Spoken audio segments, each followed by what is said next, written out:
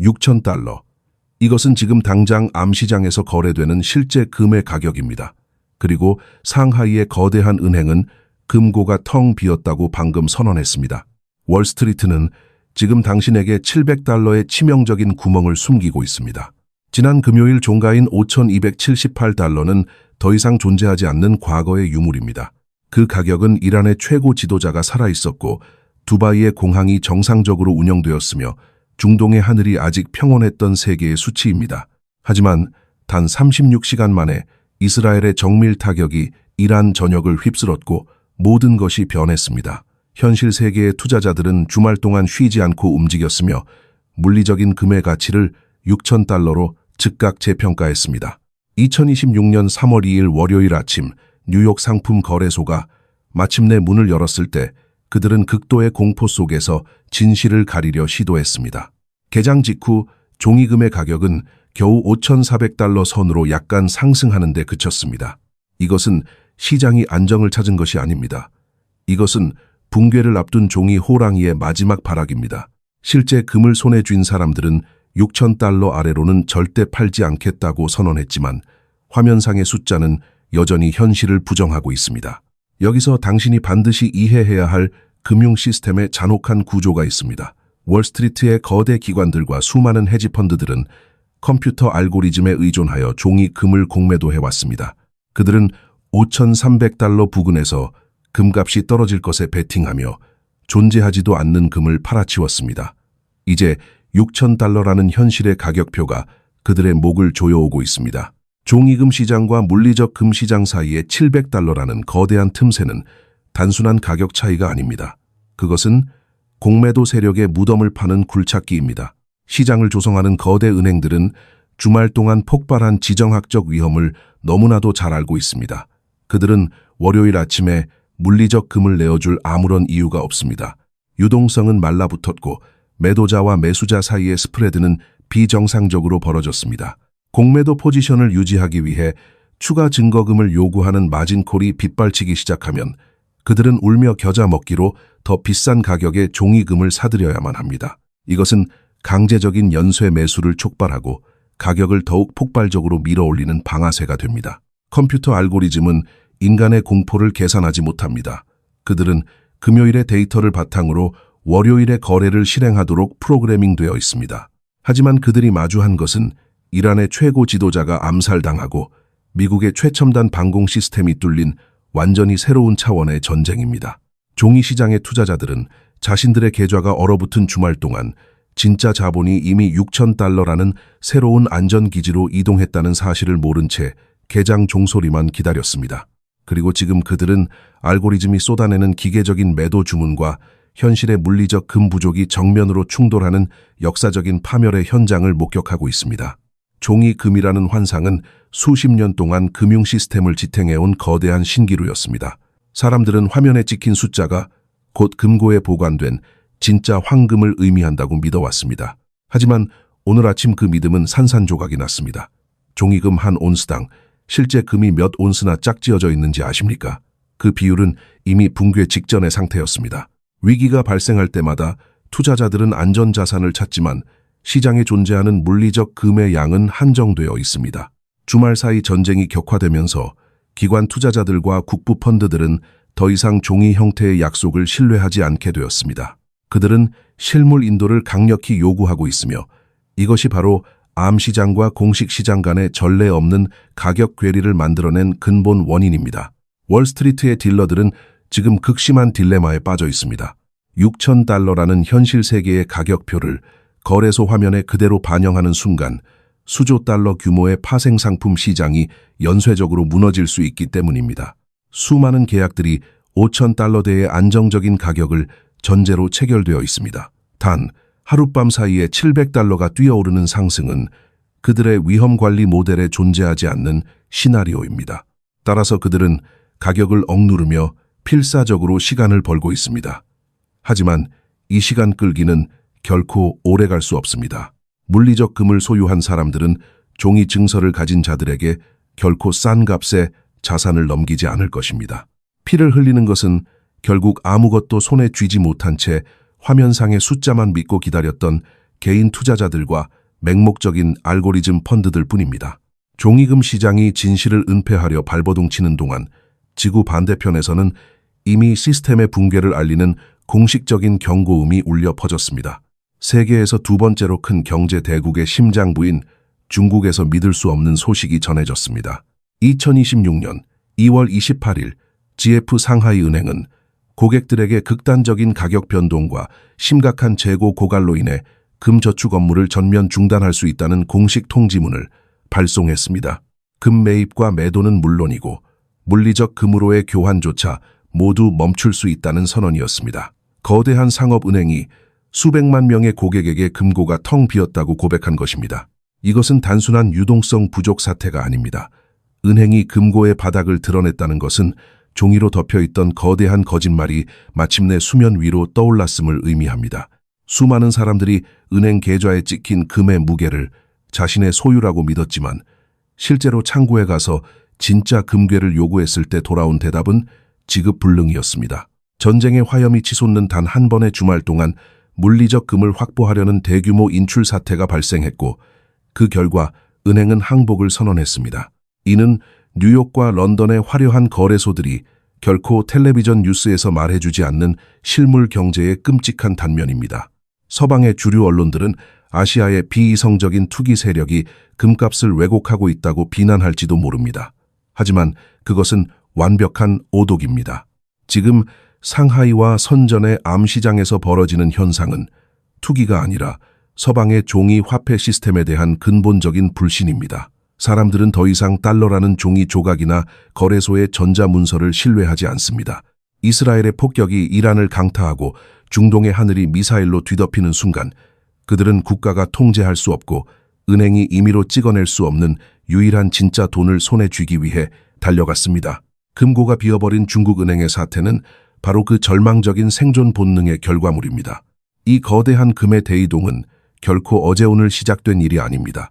시계를 2022년으로 되돌려보면 모든 구조적 변화의 시작점을 확인할 수 있습니다. 미국이 전 세계적인 금융통신망에 대한 통제력을 무기화하여 러시아의 달러 외환 보유고를 동결시켰을 때 지구상의 모든 비서방 국가들은 뼈저린 교훈을 얻었습니다. 달러는 더 이상 중립적이고 안전한 자산이 아니라 언제든 자신들의 목을 겨눌 수 있는 외국의 무기라는 사실을 깨달은 것입니다. 그 순간부터 중국의 중앙은행인 인민은행은 조용하지만 무서운 속도로 실물금을 쓸어 담기 시작했습니다. 분석가들은 해운 데이터와 수입 기록, 그리고 정제소의 가동률을 추적하며 중국의 실제 금 보유량이 공식 발표치를 아득히 뛰어넘어 이미 미국과 대등한 수준에 도달했을 것이라고 평가해 왔습니다. 그리고 지금 2026년 3월의 끔찍한 전쟁은 그들이 수년 동안 조용히 준비해온 탈달러화의 시간표를 미친 듯이 앞당기고 있습니다. 미군 기지가 타격을 받고 페르시아만이 봉쇄될 위기에 처하자 아시아의 거대 자본들은 점진적인 자산 이동을 멈추고 즉각적이고 폭발적인 실물금 인출로 태세를 전환했습니다. GF 상하이 은행의 금고가 텅 비어버린 것은 이 거대한 구조적 전환이 낳은 첫 번째 대형 사상자일 뿐입니다. 은행이 고객에게 금을 내어줄 수 없다고 사과하는 순간 종이 금의 환상은 끝이 납니다. 수조 달러 규모의 파생 상품 시장은 실물금이라는 좁은 출구를 통과하려는 코끼리 떼와 같습니다. 앞서 뉴욕 상품 거래소에서 벌어진 700달러의 괴리와 알고리즘의 붕괴는 바로 이 실물 고갈이라는 치명적인 전염병의 초기 증상입니다. 금고가 텅 비었다는 사실이 전 세계로 퍼져나가는 지금 시장의 공포는 금을 넘어 또 다른 금속으로 번져가고 있습니다. 금의 위기가 수요의 폭발이라면 지금부터 이야기할 은의 위기는 구조적인 파멸 그 자체입니다. 금의 위기가 수요의 폭발이라면 지금 당장 벌어지고 있는 은의 위기는 구조적인 파멸 그 자체입니다. 지난주 금요일 종가 기준으로 금과 은의 교환 비율은 56대 1이었습니다. 56온스의 은을 주어야 단 1온스의 금을 살 수 있었다는 뜻입니다. 하지만 진정한 지정학적 위기가 닥치면 이 비율은 결코 평온한 시절의 수치로 유지되지 않습니다. 거대한 자본은 금보다 훨씬 규모가 작은 은 시장으로 미친 듯이 밀려들고 이 비율은 역사적으로 30대 1까지 압축되었습니다. 현재 암시장에서 거래되는 6,000달러의 금값의 30대 1의 비율을 대입하면 은의 가격은 온스당 200달러라는 산술적인 결론에 도달합니다. 이것은 단순한 투기적 예측이 아니라 곧 닥쳐올 수학적 결과입니다. 이미 중국 선전의 귀금속 상인들은 며칠 전부터 온스당 120달러라는 엄청난 가격에도 은을 파는 것을 전면 거부했습니다. 그들은 가격이 잘못되어서가 아니라 물건 자체가 없기 때문에 팔 수 없었던 것입니다. 은이 금보다 훨씬 더 끔찍한 상황에 처해 있는 진짜 이유는 따로 있습니다. 사람들은 금이 고갈되면 은행 창구를 닫고 사과문만 내걸면 된다고 생각합니다. 하지만 은이 고갈되면 전쟁 자체가 멈춥니다. 지금 페르시아만 상공을 가로지르는 무기들을 생각해 보십시오. 패트리어트 요격 미사일과 이지스 방공망, 그리고 음속을 돌파하는 정밀 타격 미사일까지 이 모든 최첨단 무기의 유도 장치와 센서 배열에는 막대한 양의 은이 들어갑니다. 양측의 군대에게 실시간 타격 데이터를 전송하는 인공위성과 지휘관들의 암호화된 통신망 역시 은으로 납땜된 회로 기판 위에서 작동합니다. 전쟁은 은을 화폐가 아니라 일회용 소모품으로 취급합니다. 한 번 발사된 미사일 속에 들어간 은은 영원히 대기 중으로 사라지며 결코 시장으로 돌아오지 않습니다. 과거 제2차 세계대전 당시에도 군수산업은 엄청난 양의 은을 집어삼켰습니다. 하지만 오늘날 현대전의 은 소모 속도는 과거와 비교할 수 없을 정도로 빠르고 치명적입니다. 미사일이 날아다닐 때마다 민간 시장에 공급되어야 할 은이 하늘에서 불타 없어지고 있습니다. 더욱 절망적인 것은 이 전쟁이 터지기 전부터 이미 은의 공급망이 철저히 붕괴되어 있었다는 사실입니다. 세계 최대의 은 생산국인 멕시코는 주요 광산 지역의 폭동으로 인해 채굴이 멈춰섰습니다. 중국은 은을 전략 물자로 재분류하고 수출 통로를 틀어막았습니다.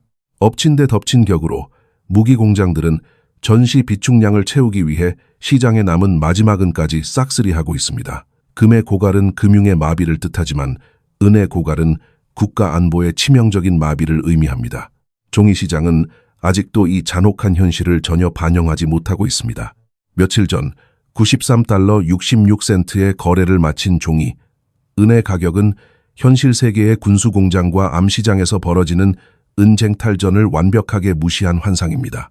알고리즘 펀드와 공매도 세력은 서류상의 은이 무한정 존재한다고 믿으며 하락에 베팅했습니다. 하지만 그들이 빌려서 팔아치운 그 은은 지금 이 순간 중동의 밤하늘을 가르며 폭발하고 있습니다. 새로운 광산을 개발하여 은을 대량으로 생산해내기까지는 10년이라는 긴 세월이 필요합니다. 정부가 위기 시에 방출할 수 있는 전략적인 비축량도 이 세상에는 더 이상 존재하지 않습니다. 수요는 기하급수적으로 폭발하고 공급은 물리적으로 불가능한 이 절대적인 불균형을 해소할 수 있는 유일한 방법은 가격의 폭발적인 상승뿐입니다. 그리고 그 상승은 텅 빈 창고의 진실이 밝혀지고 무기 공장들이 남은 물량을 전부 흡수하는 순간 통제할 수 없는 속도로 세상을 덮칠 것입니다. 은의 고갈이 전쟁 무기의 심장을 멈추게 한다면 지금부터 펼쳐질 또 다른 재앙은 전 세계 경제의 혈관을 찢어놓을 것입니다. 은의 폭발적인 가격 상승이 종이 시장의 붕괴를 알리는 신호탄이었다면 중동의 불타는 바다는 글로벌 인플레이션의 거대한 해일을 예고하고 있습니다. 이스라엘의 폭격이 이란의 최고 지도자와 핵심 군사 지휘관들의 목숨을 앗아갔을 때 월스트리트의 멍청한 분석가들은 이것이 전쟁의 끝을 앞당길 것이라고 착각했습니다. 하지만 그들은 지정학적 갈등의 가장 기본적인 원칙을 망각했습니다. 국가의 최고 지도부를 암살하는 것은 항복을 받아내는 것이 아니라 협상 테이블 자체를 폭파시키는 행위입니다. 이제 이란의 권력 구조 안에는 휴전을 논의할 수 있는 권한을 가진 자가 아무도 남아있지 않습니다. 살아남은 자들은 오직 피해 보복과 확전을 맹세한 강경파들 뿐입니다. 그들에게는 평화협정이라는 출구가 애초에 존재하지 않습니다. 그리고 그들이 선택한 가장 치명적인 보복의 무기는 핵폭탄이 아니라 세계 경제의 목줄인 호르무즈 해협이었습니다. 전 세계 원유 공급량의 20%가 매일 통과하는 이 좁은 바닷길은 이제 이란 해군의 무전 경고와 대함 미사일의 위협 아래 사실상 완전히 봉쇄되었습니다. 선박 보험사들은 이미 전시 상황을 가정하여 보험료를 천문학적으로 끌어올렸고 유조선들은 공격을 피해 항로를 우회하고 있습니다. 그 결과는 오늘 아침 거래소가 문을 열자마자 끔찍한 숫자로 나타났습니다. 브렌트유 가격은 개장 직후 불과 몇 시간 만에 8% 이상 폭등하며 배럴당 $80 선을 단숨에 위협했고 난방유 가격은 14%나 치솟았습니다. 하지만 이것은 시작에 불과합니다. 협상할 대상이 사라진 전쟁이 장기화되고 호르무즈 해협을 지나는 유조선이 실제로 타격을 받는 순간 국제 유가는 배럴당 $150를 향해 통제 불능 상태로 질주할 것입니다. 유가 $150라는 숫자는 단순한 에너지 비용의 증가를 의미하지 않습니다. 그것은 식탁에 오르는 빵의 가격부터 공장을 돌리는 전력 비용, 그리고 물류를 책임지는 디젤 가격까지 경제의 모든 세포 단위에 파멸적인 인플레이션을 주입하는 맹독입니다. 바로 이 지점에서 세계 경제를 조종한다고 자부해온 미국 연방준비제도의 완벽한 무능함이 폭로됩니다. 그들은 지난 수년 동안 물가를 잡겠다며 금리를 올렸지만 이제는 그 어떤 카드도 쓸 수 없는 외통수에 빠졌습니다. 만약 연방준비제도가 무너지는 경제를 살리기 위해 금리를 내린다면 배럴당 $150의 원유가 만들어낸 인플레이션 불길에 엄청난 양의 기름을 붓는 격이 될 것입니다. 물가는 걷잡을 수 없이 폭등하고 달러의 구매력은 휴지 조각처럼 녹아내릴 것입니다. 반대로 인플레이션을 잡기 위해 금리를 계속 올리거나 높은 수준으로 유지한다면 이미 한계에 다다른 기업들과 국가의 부채 시스템이 견디지 못하고 연쇄 부도를 맞이할 것입니다. 채권 시장은 붕괴될 것이고 신용경색은 전 세계 금융기관들을 파산으로 몰아넣을 것입니다. 과거의 경제 위기에서 중앙은행은 늘 구원자 역할을 자처하며 시장에 개입했습니다. 하지만 금리를 올릴 수도 내릴 수도 없는 완벽한 스태그플레이션에 덫에 걸린 지금 그들은 그저 방관자로 전락했습니다. 중앙은행의 권력이 작동하지 않는 세계에서 기관 투자자들과 영리한 자본들은 더 이상 국가가 발행한 종이 화폐의 약속을 믿지 않습니다. 인플레이션의 낫이 모든 자산의 가치를 무자비하게 베어버리고 연방준비제도가 아무런 구명조끼도 던져줄 수 없는 이 절망적인 밤에 자본이 선택할 수 있는 유일한 도피처는 오직 하나뿐입니다. 그것은 바로 누구의 허락도 필요 없고 이자율의 변동에 휘둘리지 않으며 어떤 정부도 함부로 찍어낼 수 없는 실물 귀금속뿐입니다. 호르무즈 해협의 봉쇄와 중앙은행의 마비는 결국 모든 길을 금과 은의 폭발적인 재평가로 인도하고 있습니다. 연방준비제도가 두 손을 놓아버린 이 무기력한 현실은 오늘 아침 주식시장의 전광판을 잔혹한 핏빛으로 물들였습니다. 스마트머니, 즉 거대 자본들은 이미 침몰하는 종이 자산의 배에서 탈출하기 시작했습니다. 개장과 동시에 미국의 대표적인 주가지수인 S&P 500 지수는 1.34% 급락했고 다우존스 지수 역시 1.29% 추락하며 시장의 공포를 여과 없이 증명했습니다. 바다 건너 일본의 니케이 225 지수 또한 2.5% 이상 폭락하며 아시아 증시의 연쇄 붕괴를 알렸습니다. 이것은 단순한 조정장이 아닙니다. 폭주하는 인플레이션과 통제 불능의 전쟁 앞에서 기업의 미래 수익을 담보로 하는 주식이라는 종이 조각이 얼마나 허망한 환상이었는지를 시장 스스로가 뼈저리게 깨닫고 있는 과정입니다. 과거의 전직 정보국 관리들과 거대 헤지펀드의 설계자들은 지금 벌어지고 있는 이 사태를 단순한 중동의 지역 분쟁으로 보지 않습니다. 그들은 이것이 지난 수십 년 동안 유지되어 온 지정학적 금융 질서가 영구적으로 붕괴하는 구조적 리셋이라고 경고하고 있습니다. 2022년 이후 비서방 국가들이 조용히 구축해온 탈달러화의 인프라는 이제 임시 휴전 따위로 결코 되돌릴 수 없는 거대한 급류가 되었습니다. 서방의 금융 통제망을 벗어나 독자적인 무역 결제망을 완성하려는 국부펀드와 중앙은행들에게 이번 주말의 참혹한 미사일 폭격은 점진적인 자산 이동 계획을 즉각적이고 생존을 건 실물 자산 확보전으로 바꾸어 놓은 완벽한 명분이 되었습니다. 종이 자산에 묶인 자본은 맹렬한 속도로 실물금과 은이라는 가장 원초적인 피난처를 향해 이동하고 있으며 이 거대한 자본의 대이동은 그 어떤 주파수 매매 알고리즘이나 정치인들의 달콤한 수사로도 막을 수 없습니다. 이제 최종 판결을 내릴 시간입니다.